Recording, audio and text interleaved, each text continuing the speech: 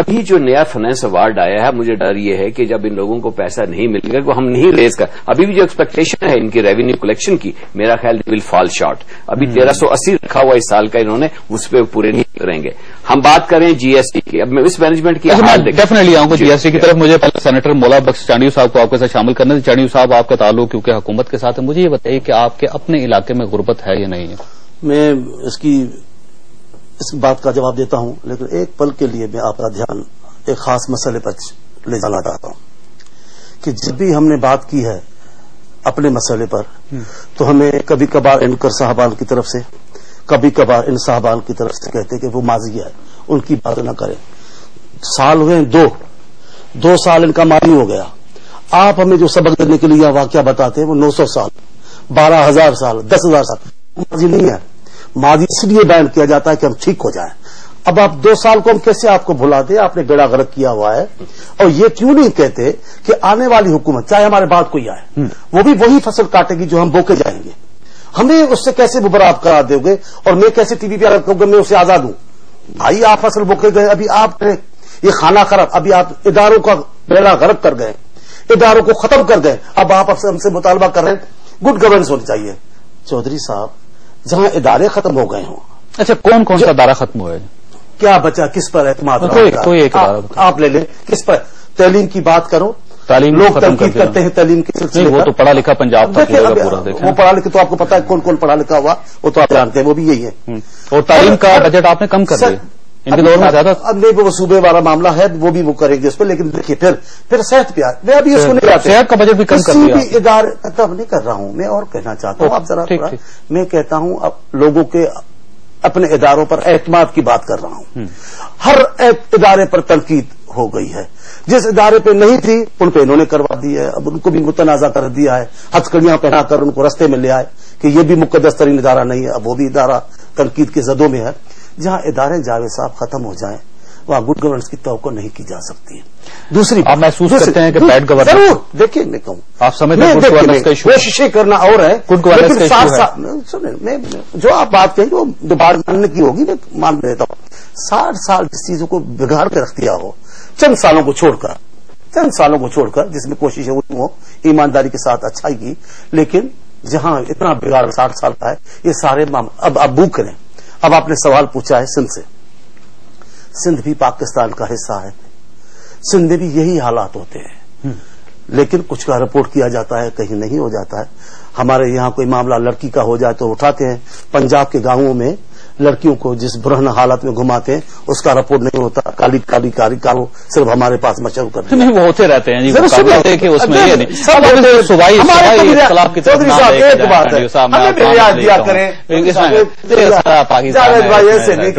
لاہور میں کل خودکشی ہوئی ہے,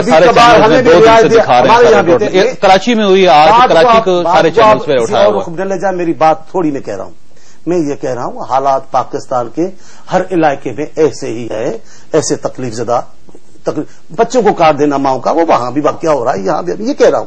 لیکن آپ رعایت جو دیتے ہیں کبھی کبھار میرے گروہ کو بھی رعایت دیا کریں, میرے دور کو بھی رعایت دیا کریں. ہمیں اب رعایت نہیں دیتے. چلے اب اس بات کو چھوڑیں. سندھ بھی پاکستان. اچھا میں رعایت دینا چاہتا ہوں. پاکستان اگر آپ مجھے اجازت دیں میں رعایت دوں. آپ کے سوال کا جواب دے دوں. میں آپ کو رعایت دیتا ہوں. رعایت مانگی میں دے دیتا ہوں. میں غصے میں نہیں آؤں گا. میں سیاسی بالکل میں آپ سے ایسے ہی بات کروں گا. لیکن میں آپ کی ایک بات, سندھ بھی پاکستان کا حصہ ہے, وہاں بھی حالات خراب رہے ہیں. پاکستان کے بیڑا غرق کرنے میں آمریت کا ہاتھ ہے. انہوں نے اگر جمہوریت کی ہوئی عوام دوست پالیسیوں کو, چاہے میاں صاحب آئے چاہے پیپلز پارٹی آئے, اگر ان عوام دوست کچھ نہ کچھ عوام دوست ضرور پالیسیاں وہ دیتے ہیں, اگر ان میں تسلسل رہنے دیتے تو آج ہم کافی حالات آتے جو ان کا بیڑا غرق کر دیتے ہیں وہ سارے سسٹم کو ہلا کے رکھ دیتے ہیں. اچھا احسان ڈاکٹر صاحب مجھے بتائیے, آج پہلی آپ کی ایک میٹنگ ہوئی وزیر اعظم کے ساتھ 18 ترمیم کے اور امپلیمنٹیشن کی صوبوں کے ساتھ. میری اطلاع یہ ہے کہ وہاں پہ صوبوں نے یہ مطالبہ کیا ہے کہ جو وزارتیں فیڈرل کے پاس ہیں ان میں سے جو وزارتیں صوبوں کو دینی چاہیے اس میں سب سے پہلے حکومت جو ہے لیبر منسٹری جو ہے اس صوبوں کے حوالے کرے, جبکہ حکومت لیبر منسٹری صوبوں کے حوالے کرنے کے لیے تیار نہیں. یہ بات ٹھیک ہے؟ میں اس کا جواب دیتا ہوں, لیکن پہلے بتائیں کہ آپ بات کرتے ہیں. مجھے بتائیے بات ٹھیک ہے اور اس کی مین وجہ ہے چوئی صاحب, اور میرا خیال ہے صوبوں کا حق ہے کہ یہ ایک ایسی منسٹری ہے جس میں employees old age benefits EOBI اس میں ہیوج اماؤنٹ ہے. کتنی اماؤنٹ؟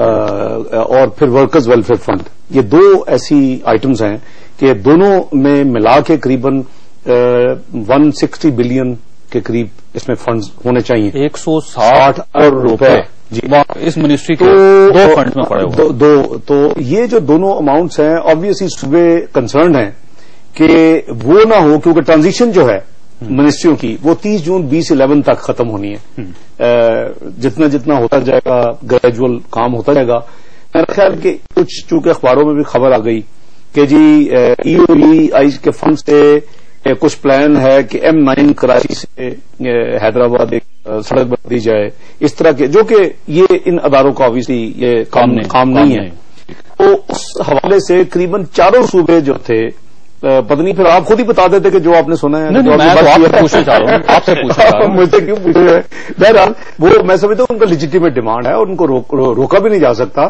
تو بہت لائکلی یہ ایک ڈائریکٹو ایشو کرنا پڑے گا پرائم منسٹر صاحب کو ان تمام اداروں کو جو ڈیوالو ہو رہے ہیں کہ جی اسٹیٹس کو مینٹین کریں. کیونکہ دیکھیں ان کے پاس فنڈز ہیں ان کو کنزیوم نہ کیا جائے اتنی جلدی وداؤٹ ایٹ لیسٹ پر اپروول آف دی چارٹر. یہ امانت ہے نا، کیونکہ آپ نے آئین میں سے تو آپ فیصلہ کر دیا، لیجسلیٹو پاور آپ کی چلی گئی. اگر وہ ایگزیکٹو اتارٹی کے تحت آپ اگر اس کو استعمال شروع کر آپ نے ایک بہت بڑا انکشاف کیا سینیٹر ڈار صاحب کہ آپ نے یہ فرمایا ہے کہ ایک سڑک بنائی جا رہی ہے کراچی سے حیدرآباد تک پرپوز ہے، اور اس کے لیے جو فنڈز لگایا جائے گا وہ لیبر منسٹری کی ایک فنڈ ہے، اس میں سے پیسے نکل ورکرز کا فنڈ ہے وہ نکل. ایک بریک لینی ہے اور اس انکشاف کی طرف تھوڑا سا آگے بڑھیں گے بریک کے بعد، چھوٹی سی بریک کے بعد واپس آتے.